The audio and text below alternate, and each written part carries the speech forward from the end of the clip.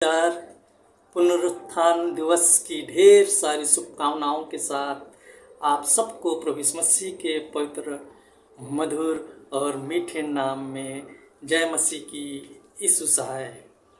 मुझे आशा है आप सब प्रभु यीशु मसीह के अनुग्रह से दया दृष्टि से भले चंगे और स्वस्थ होंगे।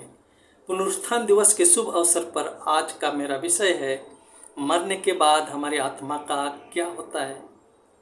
मेरे अजीजों, इस विषय पर आपने परमेश्वर के बड़े बड़े सेवकों के द्वारा, बड़े बड़े दासों के द्वारा प्रभावशाली संदेश सुना होगा और आपको ढेरों आशीष मिली होगी। फिर भी मेरी हार्दिक इच्छा हुई कि मैं भी थोड़े से शब्दों में इस विषय को लेकर के अपने विचारों को आपके साथ साझा करूं, आपके साथ बांटूं। मुझे आशा है आपको ज़रूर आशीष मिलेगी। विषय है मरने के बाद हमारी आत्मा का क्या होता है।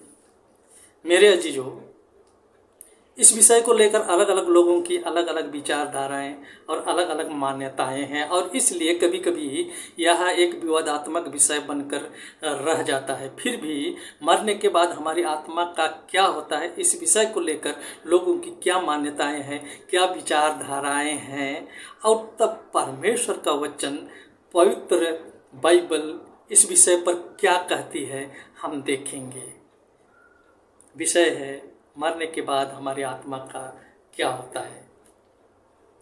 मेरे अजीजों, कुछ लोगों का मानना है कि मरने के बाद जब आत्मा को स्वर्ग और नरक में भी जगह नहीं मिलती है तो वह इधर उधर भटकती फिरती है और डरावना रूप लेकर के लोगों को डराती है। खासकर उन लोगों के साथ उल्टी सीधी हरकतें करती है जिन लोगों के साथ मरने से पहले अक्सर अनबन रहती थी या अक्सर तू मैं होता रहता था। ऐसे लोगों को डराती है, धमकाती है, सताती है, बदला लेती है। ऐसा लोगों का मानना है। शायद इसीलिए लोग आत्मा की शांति के लिए प्रार्थना करवाते हैं, पूजा पाठ करवाते हैं।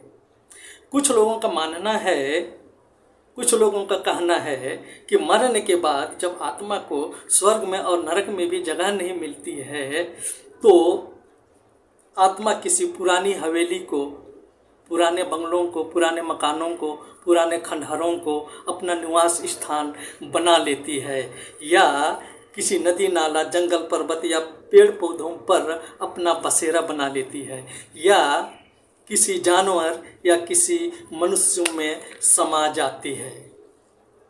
शायद इसीलिए लोग शुद्धिकरण करवाते हैं घरों की। कुछ लोगों का मानना है, कुछ लोगों का कहना है कि आत्मा होती ही नहीं है, ना ही स्वर्गदूत होता है।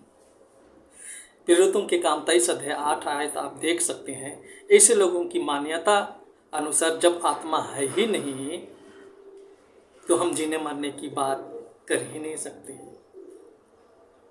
उनके अनुसार मनुष्य का जीवन सिर्फ पृथ्वी तक ही सीमित है। मरने के बाद आगे और कोई जीवन नहीं है। कुछ लोगों का कहना है, कुछ लोगों का मानना है कि मरने के बाद आत्मा भी कब्र में ही रह जाती है। अंत के दिनों में जब प्रभु यीशु मसीह आएगा तो उन्हें भी जिलाएगा।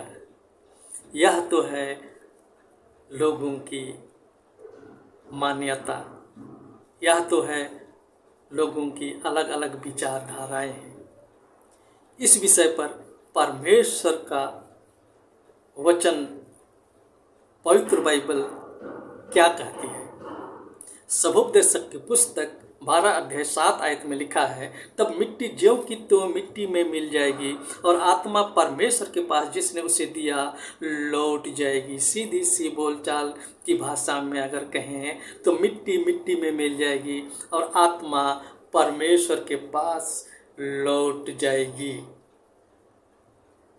मेरे अजीजों, इसमें कोई दो राय नहीं है। यह परमेश्वर का जीवित वचन पवित्र बाइबल की सच्चाई है, कोई कथा कहानी नहीं। कुछ प्रमाण मैं देना चाहता हूँ। लूका रचित सुसमाचार 16 अध्याय 22 और 23 आयत में लिखा है, ऐसा हुआ कि वह कंगाल मर गया और स्वर्गदूतों ने उसे लेकर अब्राहम की गोद में पहुंचाया। वह धनवान भी मर गया और गाड़ा गया और अधोलोक में उसने पीड़ा में पड़े हुए अपनी आंखें उठाई और दूर से अब्राहम की गोद में लाजर को देखा। लूका रचित सुसमाचार 23 अध्याय 44 आयत में प्रभु यीशु ने मन फिराने वाला कुकर्मी से कहा, आज ही तू मेरे साथ स्वर्गलोक में होगा। मेरे अजीजों, इन आयतों में हमने क्या देखा? इन आयतों में हमने देखा कि किसी के लिए भी इधर उधर भटकने फिरने की बात नहीं कही गई है।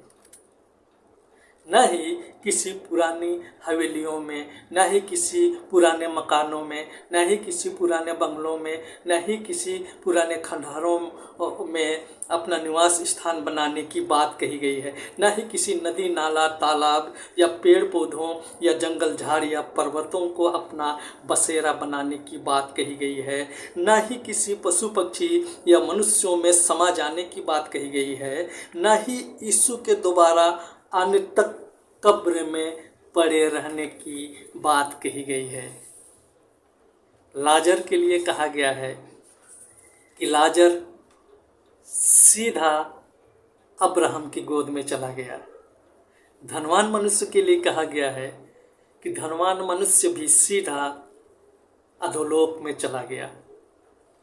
मन फिराने वाला कुकर्मी मनुष्य के लिए भी कहा गया है कि वह सीधा यीशु के साथ स्वर्गलोक में चला गया। मेरे अजीजों, हम भी नहीं भटकेंगे, हमारी आत्मा भी नहीं भटकेगी।